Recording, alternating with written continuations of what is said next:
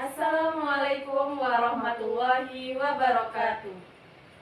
Bertemu kembali dengan kami di mata perkuliahan Perilaku Organisasi dan Kepemimpinan Pendidikan Islam dengan dosen pengampu Bapak Dr. Haji Asmendri SAG MPD. Dan perkenalkan, kami dari kelompok 2 dengan saya Imelda Veronica dan teman saya Hafidah Dinatul Latifah. Di sini kami akan membahas tentang perilaku individu dan pengaruhnya terhadap organisasi. Dengan topik yang pertama, variabel yang mempengaruhi perilaku individu. Yang kedua, teori dan prinsip motivasi. Yang ketiga, peranan motivasi dalam organisasi. Dan yang keempat adalah tekanan atau stres individu dan pengaruhnya terhadap organisasi.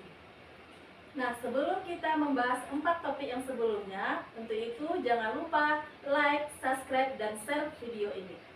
Selamat menyaksikan! Baiklah, pada kesempatan kali ini kami akan membahas tentang perilaku individu dan pengaruhnya terhadap organisasi. Yang pertama topiknya yaitu tentang variabel yang mempengaruhi perilaku individu, di mana perilaku individu itu dapat dipengaruhi oleh banyak faktor atau variabel. Nah, beberapa variabel yang mempengaruhi perilaku individu ini menurut Fauzan yang pertama adalah kepribadian. Kepribadian individu dapat mempengaruhi perilaku mereka di lingkungan kerja. Misalnya, seseorang yang ekstrovert cenderung lebih terbuka dan aktif dalam interaksi sosial dan komunikasinya. Sedangkan seseorang yang lebih introvert lebih cenderung tertutup dan cenderung menghindari interaksi sosial yang terlalu banyak. Nah, yang kedua yaitu ada motivasi, di mana motivasi setiap individu itu mempengaruhi perilakunya. Seseorang yang termotivasi akan cenderung lebih produktif dan terlibat dalam pekerjaannya daripada seseorang yang kurang punya motivasi. Sehingga motivasi itu adalah keadaan internal yang mendorong individu untuk bertindak atau melakukan sesuatu. Dalam lingkungan kerja, motivasi sangat penting karena dapat mempengaruhi kerja karyawan, kepuasan kerja, dan pencapaian tujuan organisasi. Selanjutnya, variabel atau faktor-faktor yang mempengaruhi perkembangan perilaku individu ini ada 2 faktor, yaitu ada faktor internal dan faktor eksternal. Menurut Rodiah tahun 2022, faktor internal yang mempengaruhi perilaku individu adalah yang pertama hereditas, yang disebut dengan keturunan atau bawaan. Menurut ahli yang beraliran nativisme mengatakan bahwa faktor yang mempengaruhi individu semata-mata ditentukan oleh unsur pembawaan. Faktor pembawaan ini adalah proses penurunan sifat-sifat atau ciri-ciri tertentu yang ada pada orang tua atau dari keturunan kerabat-kerabat yang terdekat, yang mana sifat bawaan ini akan sulit untuk dirubah dan sudah menjadi kebiasaan atau keturunan dari sifat orang tua. Faktor internal selanjutnya adalah motivasi, yang mana merupakan keinginan untuk melakukan sesuatu dan menentukan kemampuan bertindak untuk memuaskan kebutuhan individu. Variabel atau faktor yang mempengaruhi perilaku individu yang kedua adalah faktor eksternal. Yang termasuk kepada faktor eksternal adalah kondisi lingkungan. Menurut ahli, aliran empirisme berpendapat bahwa perkembangan individu sepenuhnya ditentukan oleh faktor lingkungan atau pendidikan, yang mana faktor atau kondisi lingkungan ini juga mempengaruhi perkembangan manusia. Lingkungan merupakan suatu tempat di mana kita saling membutuhkan atau saling berinteraksi antara manusia yang satu dengan manusia yang lainnya. Faktor eksternal selanjutnya adalah pendidikan, agama, kebudayaan, serta sosial ekonomi, yang mana faktor sebelumnya sedikit banyaknya mempengaruhi perilaku seseorang. Begitu pula dalam perilakunya di sebuah organisasi. Secara luas, pendidikan mencakup seluruh proses kehidupan individu sejak dalam ayunan hingga liang lahat, yaitu berupa interaksi individu dengan lingkungannya, baik secara formal maupun informal. Proses dan kegiatan pendidikan pada dasarnya melibatkan masalah perilaku individu maupun perilaku kelompok. Topik yang kedua adalah teori dan prinsip motivasi, yang mana sebelum kita bahas teori dan prinsip motivasi, kita harus mengetahui apa itu motivasi. Motivasi adalah energi yang menggerakkan individu untuk berusaha mencapai tujuan yang diharapkan. Perilaku seseorang itu ditentukan oleh keinginan dan kemauannya untuk mencapai beberapa tujuan. Dengan demikian, motivasi merupakan suatu pendorong agar seseorang itu melakukan suatu kegiatan untuk mencapai tujuannya. Nah, beberapa teori motivasi menurut para ahli yang pertama adalah teori hierarchy of needs, yaitu adalah teori kebutuhan dari Maslow, yang mana teori ini dikembangkan oleh Abraham Maslow. Pada intinya berkisar pada pendapat bahwa manusia itu mempunyai 5 tingkat atau hierarki kebutuhan.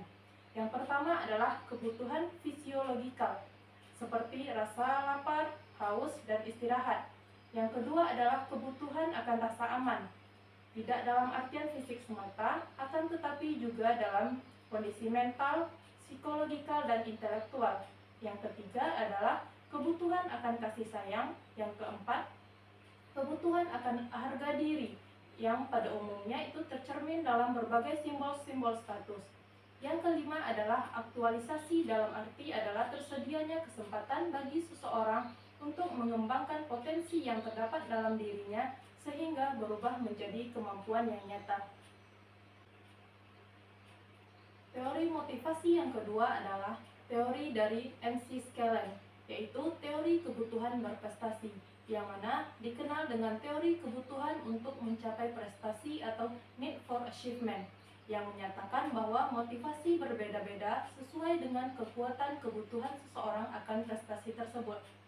Selanjutnya, menurut Murray pada J. Winardi pada tahun 2015 merumuskan bahwa kebutuhan akan prestasi tersebut sebagai keinginan, yaitu melaksanakan sesuatu tugas atau pekerjaan yang sulit, menguasai, memanipulasi, atau mengorganisasi objek-objek fisik, manusia, atau ide-ide melaksanakan hal-hal tersebut secepat mungkin dan seindependen mungkin, sesuai kondisi yang berlaku, yaitu dengan mengatasi kendala-kendala, mencapai standar yang tinggi, mencapai performa puncak untuk diri sendiri, mampu menang dalam persaingan dengan pihak lain, yaitu dengan meningkatkan kemampuan diri melalui penerapan bakat secara berhasil. Teori motivasi yang ketiga adalah teori Clayton-Alderfer atau teori ERG.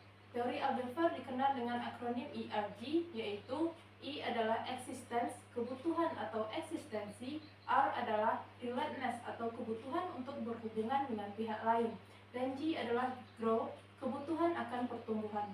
Nah, jika tiga istilah ini kita dalami akan tampak dua hal yang penting. Yang pertama adalah secara konseptual. Terdapat persamaan antara teori atau model yang dikembangkan oleh Maslow dan Alderfer, karena eksisten dapat dikatakan identik dengan hierarki pertama. Dan kedua dalam teori Maslow, relatedness senada dengan hierarki kebutuhan ketiga dan keempat menurut konsep Maslow. Dan grow mengandung makna sama dengan self-actualization menurut Maslow. Yang kedua yaitu teori Alderfer menekankan bahwa berbagai jenis kebutuhan manusia itu diusahakan pemuasannya secara serentak. Teori motivasi yang keempat adalah teori Herzberg, yaitu teori dua faktor. Menurut teori ini, yang dimaksud dengan faktor motivasional adalah hal-hal yang mendorong berprestasi yang sifatnya intrinsik, yang berarti bersumber dalam diri seseorang. Sedangkan yang dimaksud dengan pemeliharaan adalah faktor-faktor yang sifatnya ekstrinsik, yang berarti bersumber dari luar diri yang turut menentukan perilaku seseorang dalam kehidupan seseorang. Menurut Herzberg, yang tergolong dalam faktor motivasional antara lain ialah pekerjaan seseorang, keberhasilan yang diraih, kesempatan bertumbuh, kemajuan dalam karir, dan pengakuan orang lain. Teori motivasi yang kelima adalah teori penetapan tujuan, goal setting theory. Edwin Locke mengemukakan bahwa dalam penetapan tujuan memiliki 4 macam mekanisme motivasional, yakni yang pertama adalah tujuan-tujuan yang mengarahkan perhatian, yang kedua adalah tujuan mengatur upaya, yang ketiga adalah tujuan-tujuan untuk meningkatkan persistensi, yang keempat adalah tujuan menunjang strategi-strategi dan rencana-rencana kegiatan. Selanjutnya, motivasi yang keenam adalah teori dari Viktor Fromm, yaitu teori harapan, yang mana dalam bukunya yang berjudul War and Motivation, beliau mengemukakan suatu teori yang disebut sebagai teori harapan. Menurut teori ini, motivasi merupakan akibat suatu hasil yang ingin dicapai oleh seseorang dan perkiraan yang bersangkutan bahwa tindakannya akan mengarah kepada hasil yang diinginkannya itu. Artinya adalah apabila seseorang sangat menginginkan sesuatu dan jalan tampaknya terbuka untuk memperolehnya, yang bersangkutan akan berupaya mendapatkannya. Teori motivasi yang selanjutnya adalah teori kaitan imbalan dengan prestasi, yang mana teori ini bertitik tolak pada pandangan bahwa tidak ada satu model motivasi yang sempurna, dalam arti masing-masing itu mempunyai kelebihan dan kekurangannya, sehingga para ilmuwan terus-menerus berusaha mencari dan menemukan sistem motivasi yang terbaik, dalam arti menggabungkan berbagai kelebihan model-model tersebut menjadi satu model. Sehingga terdapat beberapa kesepakatan di antara para pakar bahwa model tersebut ialah apa yang tercakup dalam teori yang mengaitkan antara imbalan dengan prestasi seseorang individu. Baiklah, kita masuk ke topik yang ketiga, yaitu peranan motivasi dalam organisasi. Memotivasi organisasi merupakan kegiatan kepemimpinan yang termasuk di dalam fungsi manajemen. Kemampuan ketua untuk memotivasi anggotanya akan sangat menentukan efektivitas ketua. Ketua harus dapat memotivasi para anggotanya agar pelaksanaan kegiatan dan kepuasan kerja mereka meningkat. Jika ketua membiarkan anggota organisasi berjalan tanpa motivasi, maka bisa dipastikan kinerja organisasi yang memburuk, menemukan kegagalan dalam program kerja, bahkan tujuan yang telah ditetapkan tidak bisa tercapai. Berikut ada 5 peran motivasi dalam organisasi. Yang pertama, mendorong semangat kerja. Motivasi membantu untuk mendorong karyawan untuk bekerja sebaik-baiknya dan mengambil tindakan yang efektif untuk mencapai tujuan organisasi. Yang kedua, meningkatkan moral. Motivasi mempengaruhi moral karyawan yang merupakan faktor penting dalam membangun kinerja yang baik. Peran yang ketiga, meningkatkan keputusan kerja. Dengan adanya motivasi, karyawan dapat membuat keputusan yang lebih baik dan efisien dalam mencapai tujuan organisasi. Dan peran yang keempat, yaitu prestasi kerja. Motivasi mempengaruhi kinerja karyawan, sehingga mereka dapat melakukan pekerjaan dengan sebaik-baiknya.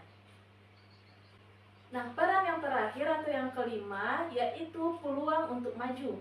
Motivasi mempengaruhi keinginan karyawan untuk mendapatkan imbalan yang adil sesuai dengan apa yang mereka lakukan, serta peluang untuk perkembangan dan pertumbuhan dalam bekerja. Maka, dalam sebuah organisasi, motivasi merupakan faktor yang sangat penting untuk membangun kinerja karyawan dan untuk mencapai tujuan organisasi yang telah ditetapkan. Baiklah, kita lanjutkan ke topik yang keempat, yaitu tekanan atau stres individu dan pengaruhnya terhadap organisasi. Sebelum kita mengetahui apa itu pengaruh stres terhadap organisasi, terlebih dahulu kita akan membahas apa itu stres. Menurut Gibson, stres merupakan suatu tanggapan penyesuaian yang dimediasi oleh perbedaan-perbedaan individual, yang merupakan suatu konsekuensi dari tindakan, situasi, atau bahkan peristiwa yang menetapkan permintaan khusus kepada seseorang. Selanjutnya, Richard mengemukakan bahwa stres adalah suatu kondisi atau perasaan yang dialami ketika seseorang menganggap bahwa tuntutan-tuntutan melebihi sumber daya sosial dan personal yang mampu dikerahkan seseorang. Nah, stres menurut yang ketiga yaitu Tampulon menyatakan bahwa tekanan yang disebabkan oleh beban kerja dari berbagai hal terhadap individu sehingga mereka merasa kesulitan untuk menyelesaikan tugas dan kewajiban yang diembannya. Maka, dapat disimpulkan bahwa stres individu adalah tekanan dan tegangan yang dihadapi seseorang dan mempengaruhi emosi, pikiran, serta kondisi keseluruhan dari orang tersebut. Faktor pemicu seseorang mengalami stres disebut dengan stresor. Stresor dapat dikelompokkan menjadi dua. Yang pertama yaitu stresor on the job atau stres yang diakibatkan oleh lingkungan pekerjaan atau organisasi. Yang kedua, stresor of the job, yang merupakan stres yang diakibatkan yang berasal dari luar organisasi atau lingkungan pekerjaan. Kita mulai dengan pembahasan stres yang diakibatkan dalam lingkungan pekerjaan. Di sini ada 4 tipe utama stresor yang berhubungan dengan pekerjaan. Yang pertama yaitu lingkungan fisik. Beberapa stresor yang sering ditemui pada sebuah organisasi yaitu lingkungan fisik, seperti keadaan ribut atau berisik, kurang baiknya pencahayaan ruangan kerja, setting-kantor yang kurang baik, kualitas udara yang kurang baik, rancangan kantor yang buruk, tidak adanya privasi antar individu, dan lampu atau pencahayaan yang tidak maksimal. Stresor yang kedua dalam lingkungan pekerjaan yaitu stres karena tugas dan peran. Keadaan di mana para anggota organisasi atau karyawan merasa kesusahan untuk mempelajari peran dan tugas. Tugas yang diberikan dirasa begitu berat dan bahkan mereka harus mengerjakan berbagai tugas di tempat tersebut. Yang ketiga, penyebab stres antar pribadi. Perbedaan latar belakang, karakter, persepsi, kepribadian, dan sebagainya memungkinkan timbulnya stres pada pribadi masing-masing individu. Yang keempat, organisasi. Ada berbagai masalah yang menyebabkan stres yang berasal melalui sebuah organisasi tersebut. Misalnya, pengurangan jumlah pegawai atau anggota organisasi. Ini bisa menimbulkan stres terhadap pegawai yang dikeluarkan atau bahkan terhadap pegawai yang masih ada di dalam organisasi tersebut. Selanjutnya, penyebab stres yang diakibatkan dari luar lingkungan pekerjaan atau yang dikenal dengan stressor of the job. Di sini ada beberapa contoh. Yang pertama, krisis keuangan pribadi atau keluarga, yang dimana dapat mempengaruhi kegiatan kerja individu di dalam sebuah organisasi. Yang kedua, permasalahan-permasalahan keluarga. Di sini, seorang individu yang memiliki masalah di dalam keluarga bisa saja membawa masalah tersebut di dalam organisasi atau tempat kerjanya. Yang ketiga, permasalahan-permasalahan tentang fisik individu. Individu bisa saja merasa mengalami kekurangan fisik dibandingkan dengan anggota organisasi yang lainnya. Yang keempat, permasalahan tentang situasi rumah atau lingkungan. Misalnya, keadaan lingkungan rumah yang jauh dari tempat pekerjaan atau keselamatan menuju ke tempat organisasi atau tempat bekerja. Selanjutnya, dampak stres. Stres memiliki pengaruh yang banyak dan bervariasi. Stres bisa saja berdampak positif dan berdampak negatif. Stres yang berdampak positif itu dinamakan dengan eustress, sedangkan stres yang berdampak negatif itu dinamakan distress. Kita mulai dengan stres yang berdampak positif. Eustress merupakan hasil dari respon terhadap stres yang bersifat membangun, sehat, dan positif. Stres kerja yang berdampak positif terhadap organisasi menurut Tewal antara lain yaitu: yang pertama, memiliki motivasi kerja yang tinggi. Stres kerja yang dialami karyawan menjadi motivator, penggerak, dan pemicu kinerja selanjutnya. Yang kedua, rangsangan untuk bekerja dan timbulnya inspirasi untuk meningkatkan kehidupan yang lebih baik dan memiliki tujuan karir yang lebih panjang. Yang ketiga, dampak positif dari stres yaitu memiliki kebutuhan prestasi yang lebih kuat, sehingga lebih mudah untuk menyimpulkan target dan tugas sebagai tantangan atau challenge, bukan sebagai tekanan. Nah, selanjutnya, distress yaitu hasil dari respon terhadap stres yang bersifat tidak sehat atau negatif atau bisa saja bersifat merusak. Adapun dampak negatif yang timbul dari stres ini berupa: yang pertama, menurunnya tingkat produktivitas karyawan atau individu, di mana akan berdampak pula pada kurang efektifnya organisasi tersebut. Yang kedua, menurunnya kepuasan kerja karyawan. Yang ketiga, berdampak pada kesehatan mental dan fisik. Dampak yang selanjutnya yaitu hubungan interpersonal. Stres dapat mempengaruhi hubungan antar karyawan sesama karyawan dan hubungan karyawan dengan atasannya. Karyawan yang stres mungkin saja lebih mudah tersinggung atau sulit berkomunikasi dengan anggota karyawan atau organisasi yang lainnya. Dampak negatif yang keenam yaitu turnover karyawan. Tingkat stres yang tinggi dapat menyebabkan peningkatan turnover karyawan karena karyawan cenderung mencari lingkungan kerja yang lebih sehat dan kurang menekan, sehingga mereka akan mencari kondisi nyaman atau sebuah organisasi yang mereka rasa aman untuk di sana. Dampak negatif yang ketujuh yaitu kreativitas dan inovasi. Stres yang terlalu tinggi dapat menghambat kreativitas dan inovasi, karena karyawan mungkin kesulitan berpikir secara jernih dan mencari solusi yang inovatif. Dan dampak negatif yang terakhir dari stres yaitu bertambahnya biaya organisasi. Stres individu dapat menyebabkan biaya tambahan bagi suatu organisasi, seperti adanya biaya perawatan kesehatan, pelatihan ulang anggota atau karyawan baru organisasi. Nah, setelah kita mengenal apa itu stres, apa saja faktor penyebab stres, dan bagaimana saja dampaknya terhadap individu, sekarang kita akan membahas tentang manajemen stres. Manajemen stres merujuk pada cara menangani sebuah masalah emosional maupun masalah mental yang muncul akibat dari respon atau tanggapan. Respon dan tanggapan ini dibuat melalui penggunaan sumber daya manusia yang ada. Beberapa pendekatan yang dilakukan dalam manajemen stres menurut Hartini tahun 2021 yaitu: yang pertama, penerapan manajemen waktu.